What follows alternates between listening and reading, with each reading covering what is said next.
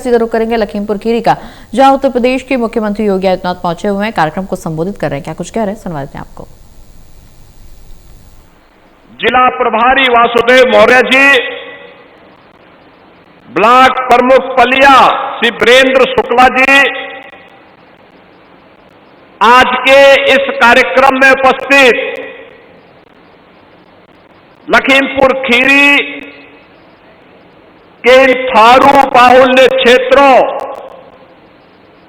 और पूर्वी उत्तर प्रदेश के स्वतंत्रता संग्राम सेनानी परिवारों के आश्रित और उपस्थित बहन और भाइयों, आज एक और आपको भौमिक अधिकार यानी जिस भूमि को वर्षों से आप जोत बो रहे थे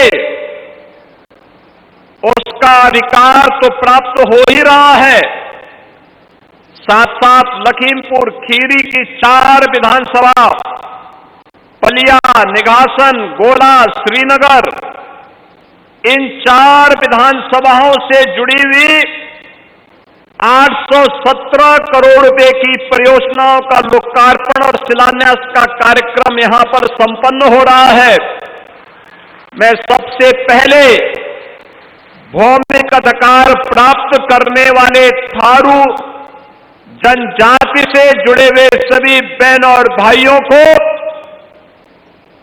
पूर्वी उत्तर प्रदेश के स्वाधीनता आंदोलन से जुड़े हुए स्वतंत्रता संग्राम सेनानियों की आश्रितों को जो 1955 में से लगातार यहां पर बसे आ रहे थे लेकिन कभी अधिकार नहीं प्राप्त हो पाया है, आज उन्हें भौमिक अधिकार प्राप्त होने पर मैं आप सबको प्रदेश सरकार की ओर से हृदय से बधाई देने के लिए आपके बीच आया हूं। मैं इस अवसर पर आप सभी को हृदय से बधाई देते हुए अपनी शुभकामनाएं देता हूं। 817 करोड़ रुपए की परियोजनाओं के लोकार्पण और शिलान्यास के अवसर पर भी अपने माननीय विधायकों को जो मंच पर बैठे हैं, इनके प्रयास के लिए इनको बधाई देता हूं और पूरे लखीमपुर वासियों को जिन्हें इन योजनाओं का लाभ प्राप्त होगा उन सभी के प्रति अपनी शुभकामनाएं भी देता हूं। बहन और भाइयों, हमारी परंपरा कहती है, हमारा शास्त्र कहता है कि प्रजा सुखे सुखम राज्य प्रजानाम च हिते हितम, यानी सच्चा शासन कौन है? जहां प्रजा सुखी रहे और शासन का कल्याण किसमें है? जिसमें राज्य की जनता का कल्याण हो।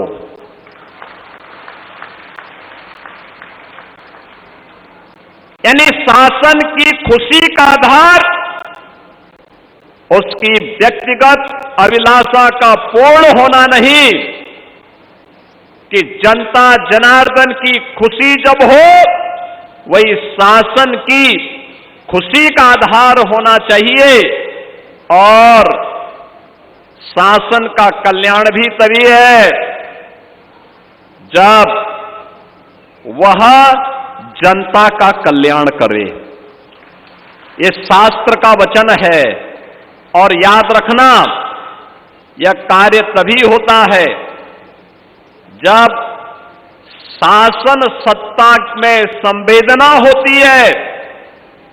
संवेदना बिना भेदभाव के जनता जनार्दन तक पहुंचती है सेवा के माध्यम से, तो इस प्रकार के कार्य प्रफुल्लित होते हैं। और आज ये सभी कार्य जिनमें योजनाओं का लाभ भी है, भौमिक अधिकार भी है और विकास की परियोजनाओं का लाभ भी आपको प्राप्त हो रहा है, ये उसी संवेदना को सेवा में बदलने का परिणाम आप सबके सामने आ रहा है। मैं इसके लिए आप सभी को हृदय से अभिनंदन करता हूं, अपनी शुभकामनाएं देता हूं। बहन और भाइयों, आज का एक कार्यक्रम केवल अधिकार प्राप्त करने का आयोजन मात्र नहीं है, यह अधिकार से आत्मनिर्भरता, आत्मनिर्भरता से आत्मसम्मान की एक ऐतिहासिक यात्रा का यह वृतांत भी है। यानी आपको अधिकार मिल रहा है तो अधिकार के साथ साथ आत्मसम्मान भी मिल रहा है, और आत्मसम्मान के साथ साथ ये आत्मनिर्भरता की भी गारंटी है।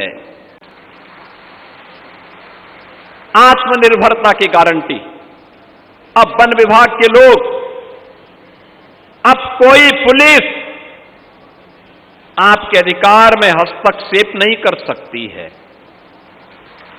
अब कोई परेशान नहीं कर सकता है, कोई आपसे वैध वसूली नहीं कर सकता है, कोई लेखपाल आपके खेत को गलत लेखा जोखा प्रस्तुत करके किसी दबंग से कब्जा नहीं करवा सकता है, क्योंकि आज मैं स्वयं यहां के विधायक के साथ में आपको अधिकार पत्र देने के लिए यहां पर आए हैं, क्योंकि अधिकार हमें आप ही ने दिया था, तो उस अधिकार का लाभ आपको प्राप्त हो।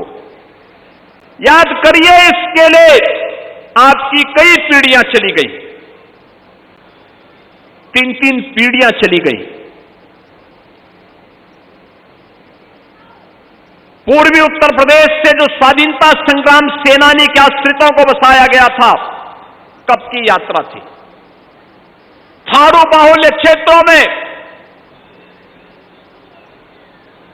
सैकड़ों वर्षों की यात्रा है, लेकिन उन्हें कभी अपना हक नहीं प्राप्त हो पाया। दशकों की अधूरी यात्रा आज इस पुनर्वास कार्यक्रम के साथ पलिया में आगे बढ़ रही है, और आज ये न्याय का अधिकार और आत्मसम्मान के साथ अपने पूर्णत्व तक पहुंच करके आने वाले इतिहास के लिए स्वर्णिम अक्षरों में लिखे जाने वाले नए अध्याय की शुरुआत भी कर रहा है। बहनों और भाइयों, ये भौमिक अधिकार, लोक कल्याणकारी योजनाओं का लोकार्पण, शिलान्यास का एक क्षण, जब सरकार के बीच में, जनता और सरकार के बीच में विश्वास का सेतु बनता है, तो वही विश्वास अधिकार बनकर के आपके जमीनी धरातल पर उतरता है, और आज हम पलिया में वही दृश्य देख रहे हैं। बहनों और भाइयों, इस भूमि का गौरव और पहचान है चंदन चौकी। चंदन चौकी, जहां वनवासी संस्कृति की जड़ें, उसका स्वाभिमान की ऊंचाई और तराई की उर्वरता, ये तीनों एक साथ फलती फूलती हैं। याद करिए,